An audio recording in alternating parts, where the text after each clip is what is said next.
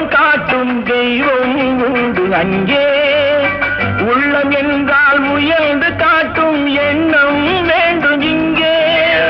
கோவில் என்றால் கோபுரம் காட்டும் தெய்வம் உண்டு அங்கே. உள்ளம் என்றால் உயர்ந்து காட்டும் எண்ணம் வேண்டும் இங்கே. பிறந்த நாடே சிறந்த கோயில், பேசும் மொழியே தெய்வம். இதை மறந்திடாமல் வாழ்ந்து வந்தால் கோபுரமாகும் கொள்கை. நான் உங்கள் வீட்டு பிள்ளை, இது ஊரறிந்த உண்மை. நான் செல்லுகின்ற பாதை